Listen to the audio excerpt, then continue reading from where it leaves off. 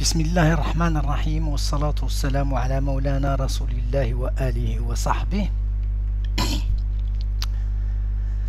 Donc,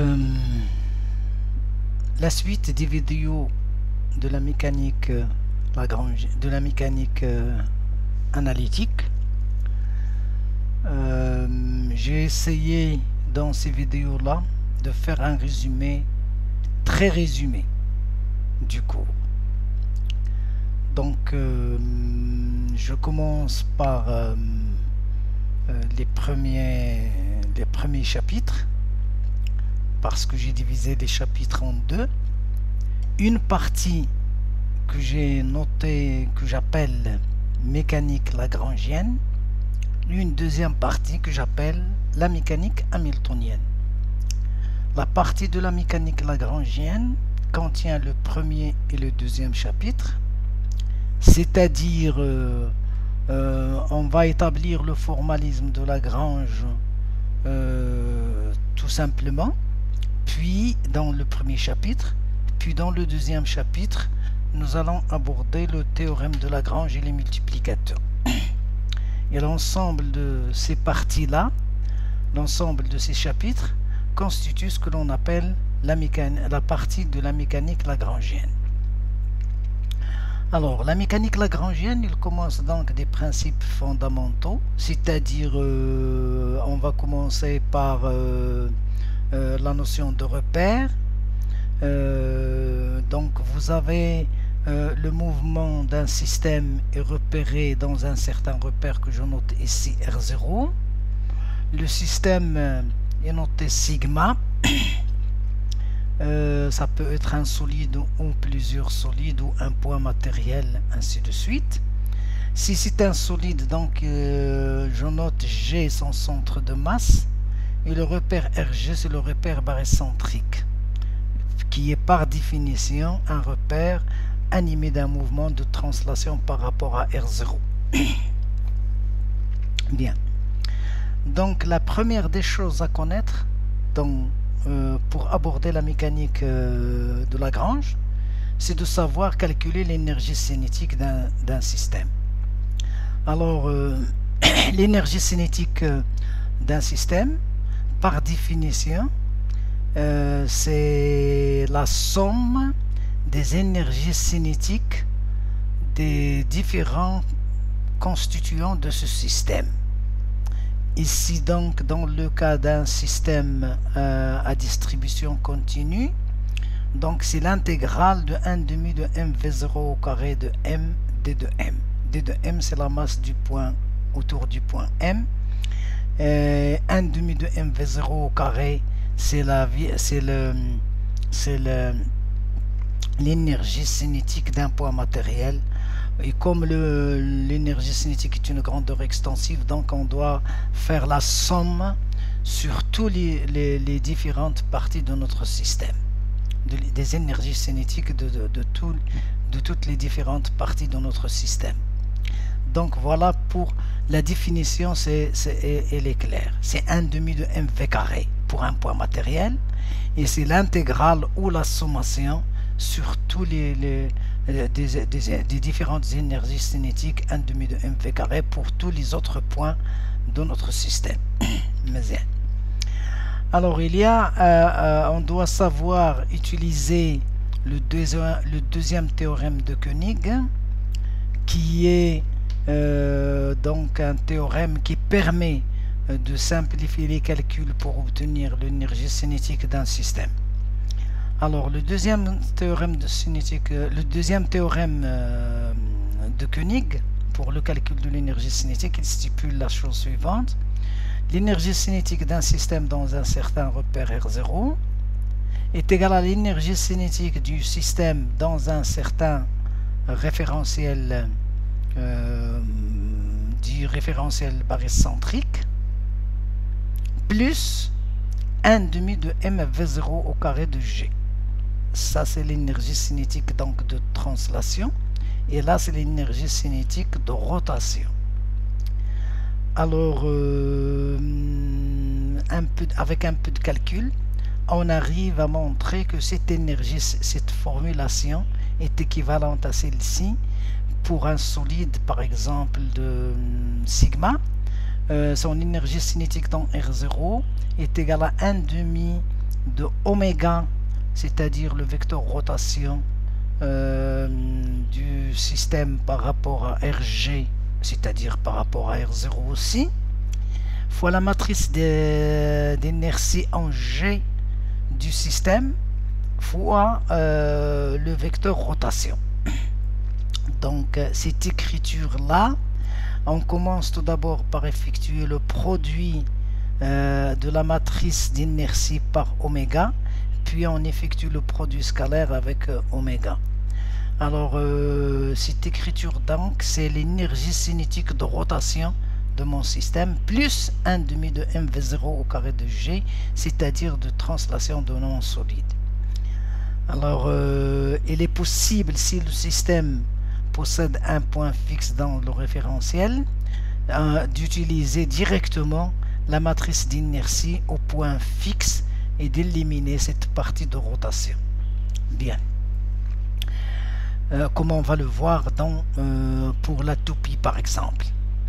Alors l'énergie potentielle, c'est la deuxième grandeur à savoir calculer pour aborder cette mécanique lagrangienne.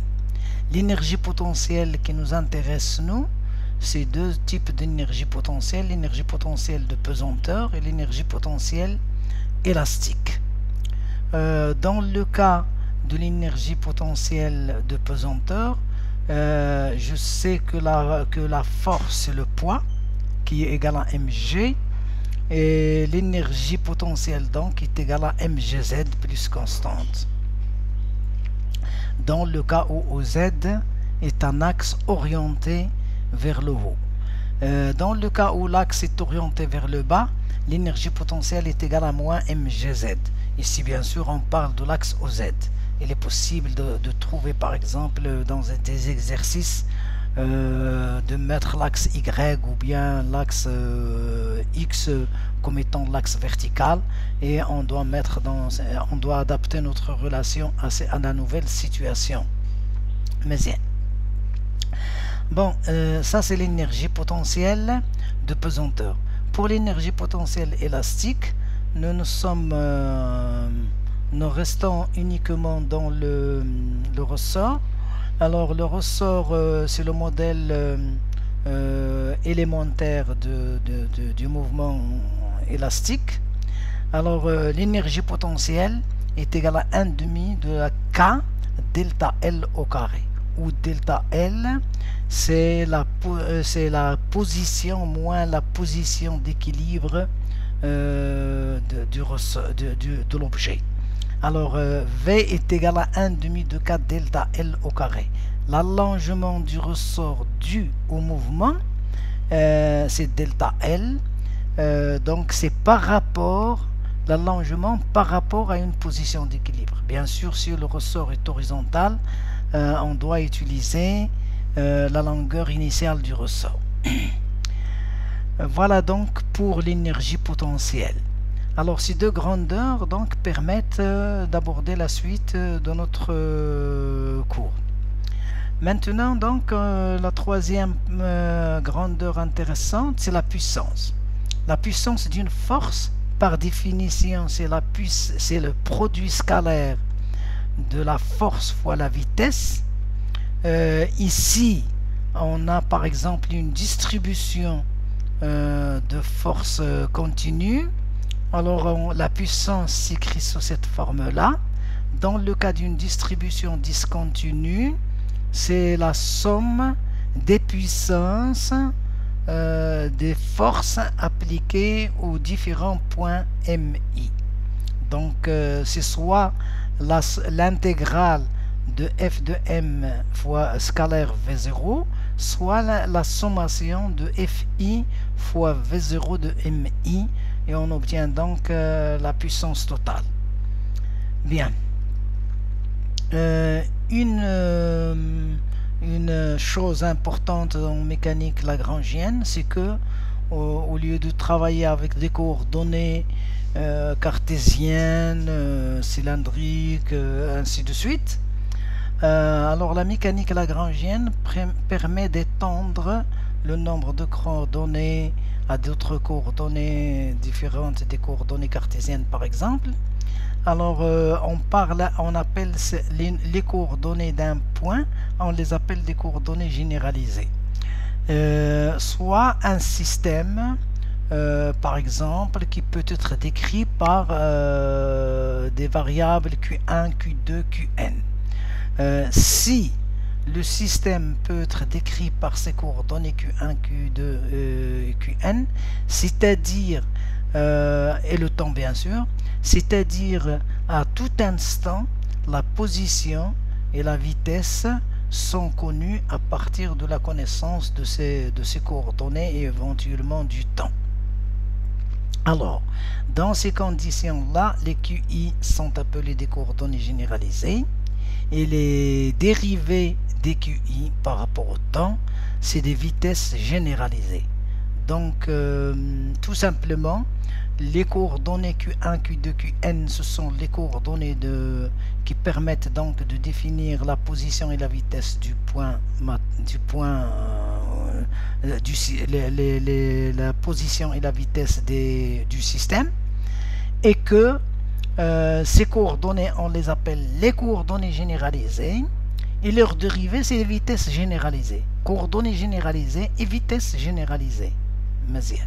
Il faudrait mettre en tête que les grandeurs QI de T ne sont pas x, y, θ, ainsi de suite. Ce sont des coordonnées du point.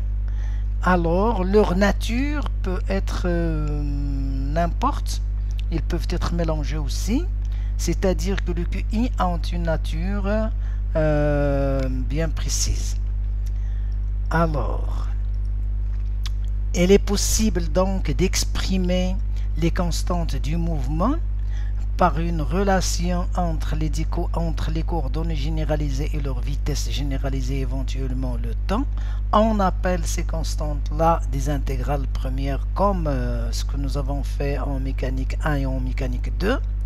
Donc, ces intégrales premières, ils peuvent être soit des quantités de mouvement, soit des moments cinétiques, soit énergétiques, l'énergie mécanique du système par exemple.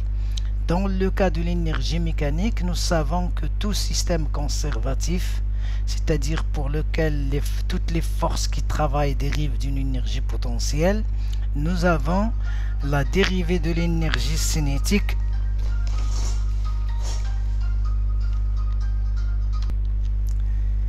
Bismillahirrahmanirrahim. Je reviens encore. Donc pour terminer cette vidéo, je suis au paragraphe intégrale première du mouvement et nous avons dit que les intégrales premières ce sont les constantes du mouvement exprimées en mécanique analytique en fonction des coordonnées généralisées et des vitesses généralisées, éventuellement du temps.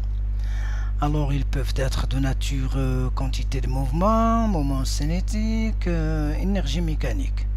Pour l'énergie mécanique, nous avons dit que lorsqu'un système est conservatif, c'est-à-dire que toutes les forces qui travaillent dérivent d'une énergie potentielle, dans ces conditions-là,